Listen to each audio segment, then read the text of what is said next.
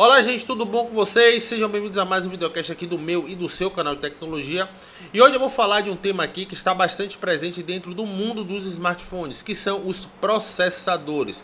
Essa é uma pauta bastante interessante, bastante discutida em várias pontas, porque muita gente às vezes associa um bom processador somente a MediaTek, Snapdragon ou até aparelhos de alto escalão, aparelhos premiums. Mas eu vou mostrar que nesse vídeo de hoje um processador não se limita somente a esses pontos. É preciso você ter um olhar mais técnico, mais crítico, entendendo como é que funciona a arquitetura de um processador, para que assim você possa escolher um smartphone de uma maneira mais assertiva, mais precisa. E esse conteúdo, como vai ser quase que educacional, assim eu vou chamar, eu vou deixar tudo isso que eu vou apresentar para vocês aqui em PDF aqui na descrição. Você se interessando, basta clicar e baixar sem nenhum problema. Mas eu vou trazer nesta, digamos, videoaula de hoje, o quanto é importante você reconhecer certas nomenclaturas, certos termos, que vai fazer com que você identifique se aquele processador realmente vai atender às suas necessidades ali no dia a dia. E a única coisa que eu peço em troca desse material aqui é algo bem simples, que você deixe sua curtida, que você ajuda na movimentação desse conteúdo dentro do YouTube, e que você se inscreva no canal, que você ajuda na movimentação dessa mídia aqui dentro do YouTube, beleza? Sem mais delongas, vamos para a apresentação para que vocês possam entender a fundo e nos detalhes realmente como é que funciona a maioria dos processadores atualmente do mercado.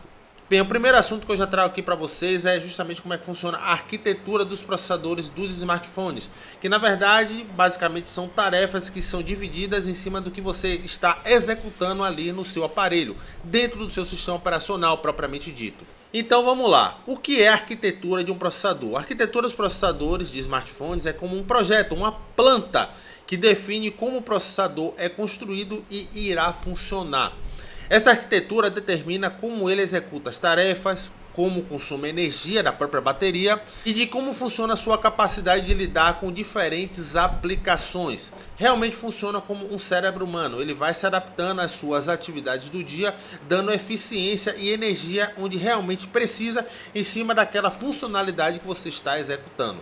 E para exemplificar melhor essa ideia, eu trago os componentes principais que compõem a arquitetura de um processador. Que, como eu falei anteriormente, ele funciona como se fosse uma planta com várias tarefas ali subdivididas. Existem algumas outras, mas eu trouxe aqui as principais, que são as seguintes: a CPU, a GPU, a NPU, a DSP e a ISP.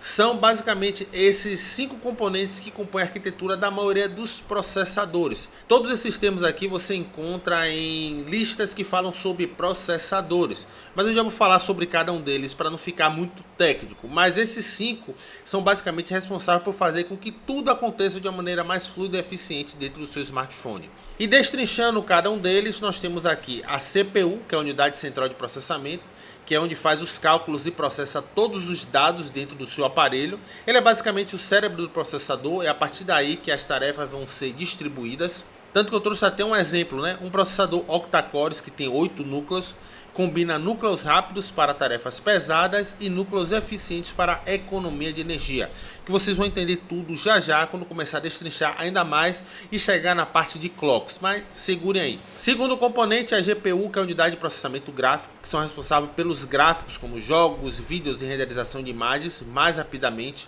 É essa parte do processador aqui que faz com que seus jogos ou até seu processo de edição de imagens, fotos e vídeos tenha mais eficiência no resultado final.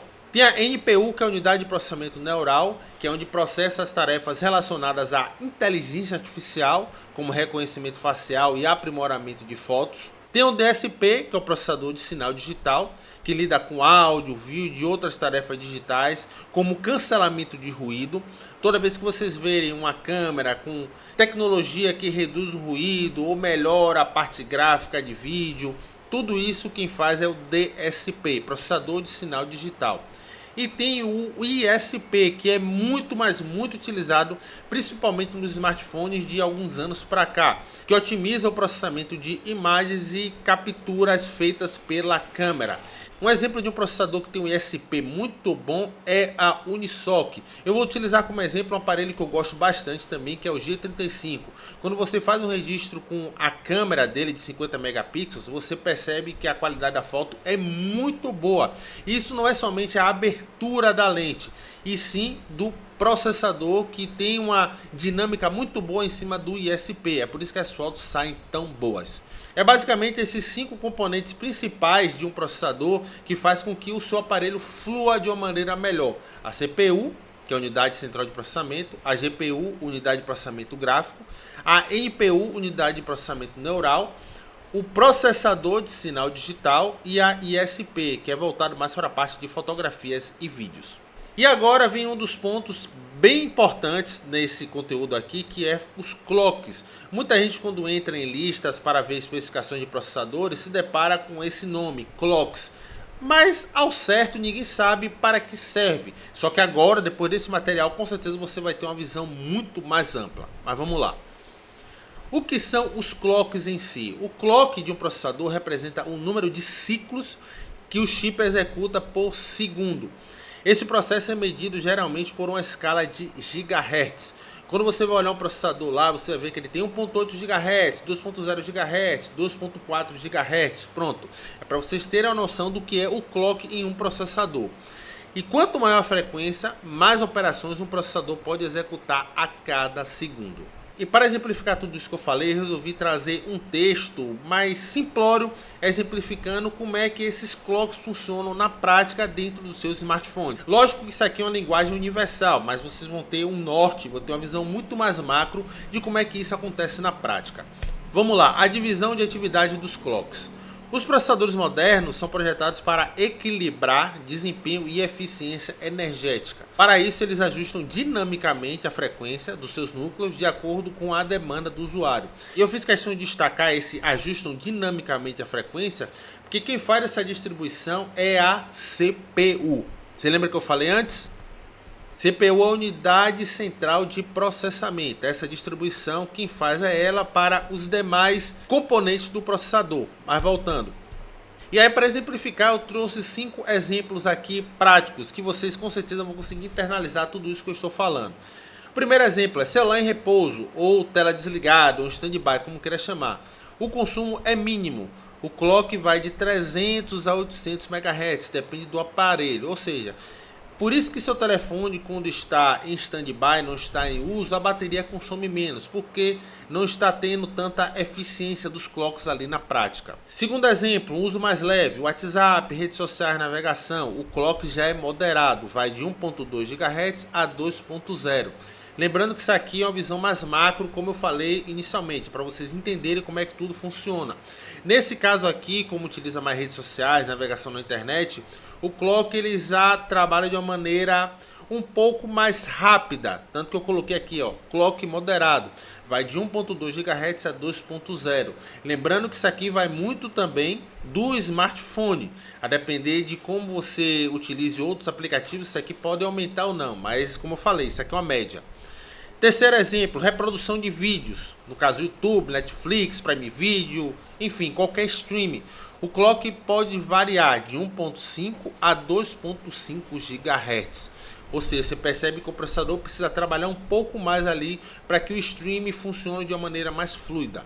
Quarto tópico que eu trago aqui como exemplo é o uso intenso que você vai ter dentro de um smartphone. Se você trabalha com edições de vídeo, com muitos aplicativos abertos, gosta de jogar aqueles games que tem uma parte gráfica mais avançada, aqui ele exige muito mais do processador, no caso aqui dos clocks, para a execução em si. Tanto que eu trouxe como exemplo aqui um parâmetro que pode consumir de 2.8 a 3.5 GHz. Ou seja, uma pessoa que quer comprar um smartphone e vai trabalhar com muitas edições de vídeo, vai trabalhar com renderização, gosta de jogar games mais pesados, o ideal é que ele pegue um aparelho que tenha um clock bastante alto no processador, que no caso são aparelhos premiums.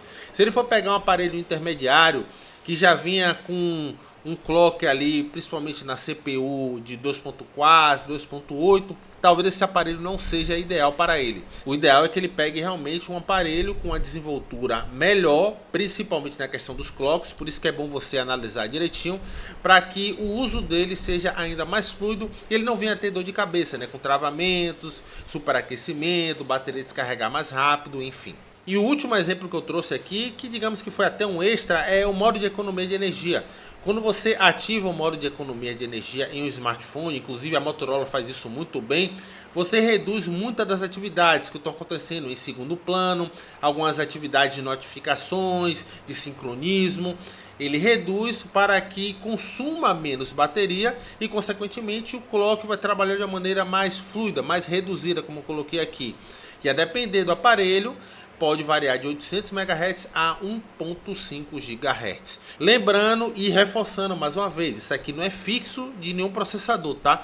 Isso aqui é para vocês terem uma visão mais universal de como é que funciona a desenvoltura dos processadores em cima das suas respectivas funções, sendo mais preciso dos componentes que estão distribuídos ali dentro da arquitetura de um processador para que suas atividades aconteçam de uma maneira muito mais eficiente. E é isso aí, gente, esse foi o vídeo de hoje sobre processadores. Eu sei que foi um conteúdo um pouco mais técnico, mas eu fiz questão de destrinchar bastante e trazer exemplos práticos para vocês entenderem como é que funciona toda essa distribuição da arquitetura de um processador no dia a dia em um smartphone. Como eu falei inicialmente, eu vou deixar todo esse material aqui embaixo para que vocês possam baixar, estudar, ler, reler melhor, ou até procurar outras fontes em cima de toda essa base aqui para aprimorar o seu conhecimento. Afinal, um bom processador vai além de um nome de um fabricante reconhecido. Você tem que ficar atento a certos detalhes para acertar ali no momento que você vai comprar o seu smartphone. E se por acaso você é uma pessoa que trabalha com conteúdos, quiser expor alguma opinião do que você achou desse material, fique à vontade, o espaço aqui é de vocês. Pode colocar sua opinião aqui nos comentários que eu vou fazer questão de ler e discutir aqui de uma maneira que todo mundo possa aprender, beleza? E a única coisa que eu peço em troca desse material aqui, que eu confesso que deu um trabalho de fazer, né? Porque eu quis trazer uma linguagem mais popular possível, é que você deixe sua curtida, que você ajuda na movimentação desse vídeo dentro do YouTube, e que você se inscreva no canal para não perder meus próximos conteúdos sobre tecnologia de uma maneira geral, beleza? Vou ficando por aqui, um abraço e nos vemos nos próximos conteúdos.